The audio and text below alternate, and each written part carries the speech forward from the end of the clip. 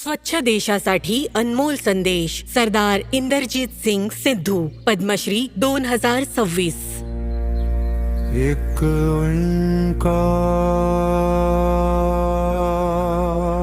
सतनाम. गुरु नानकजींनी 500-600 वर्षांपूर्वी पर्यावरण स्वच्छ ठेवायला सांगितलं होतं. हे पवन गुरु, पाणी पिता, माता धरत महत. आपल्या आईवर कोणी घाण पसरवत असेल तर त्याच्यापेक्षा वाईट माणूस दुसरा कोणी नाही. घाण पसरवणं लज्जास्पद आहे, पण घाणीपासून मुक्ती हे प्रतिष्ठेचं काम आहे. आणि लोकांना घाण पसरवताना लाज वाटत नाही, त्यांना स्वच्छता करताना लाज वाटते. हे आहेत पंजाब पोलिसातील एक रिटायर्ड DIG इंदरजीत सिंग सिद्धू, ज्यांना चंदीगडचे लोक दररोज स्वतःहून रस्ते स्वच्छ करताना पाहतात.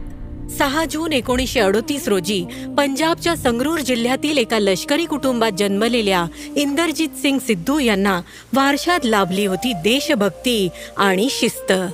एक हुशार विद्यार्थी असलेले इंदरजीत सिंग सिद्धू 1961 साली पंजाब पोलिसात दाखल झाले. त्यांनी कर्तव्यनिष्ठा आणि निस्वार्थी सेवेने राष्ट्रपतींचं पोलीस पदकही मिळवलं. ते जिथे कुठे जात तिथे स्वच्छतेची जबाबदारी स्वेच्छेने खांद्यावर घेत असत.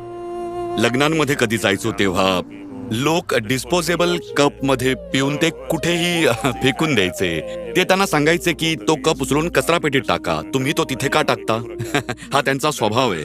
ते सुरुवातीपासूनच असे आहेत. 1996 मध्ये सेवानिवृत्तीनंतर इंदरजीत सिंग सिद्धू चंदीगडला आले. इंदरजीत सिंग सिद्धू यांनी असं निरीक्षण नोंदवलं की एकेकाळी देशातील सर्वात सुनियोजित शहर मानलं जाणारं हे शहर स्वच्छतेच्या बाबतीत भारतातील पहिल्या 2 शहरांमध्येही गणलं जात नाही. त्यांच्यासाठी हे खूप खेदपूर्ण होतं, कारण त्यांनी चंदीगडमध्ये आपलं घर बनवलं नव्हतं, तर चंदीगडला आपलं घर बनवलं होतं. इंदरजीत सिंग सिद्धू यांनी एकट्यानेच आणि नियमितपणे रस्त्यांवरील घाण साफ करायला सुरुवात केली. हळूहळू ही समस्या वाढतच गेली. कचरा उचलायला जास्त वेळ लागायला लागला आणि फेरफटका मारायला कमी. मग मी फेरफटका मारणं पूर्णपणे बंद केलं. फक्त कचरा उचलायचं लक्षात ठेवलं. एका रिटायर्ड DIGंना रस्ते स्वच्छ करताना पाहणं लोकांना विचित्र वाटलं. काहींनी खिल्ली उडवली तर काही जण चकित झाले. माझे काही मित्र येतात भेटायला तेव्हा म्हणतात की तुम्ही शेजारी नसता तर आम्ही इथेच कचरा टाकला असता. आता आम्हाला वाटतं की तुमचे वडील उचलतात तर आम्ही इथे तो टाकू नये.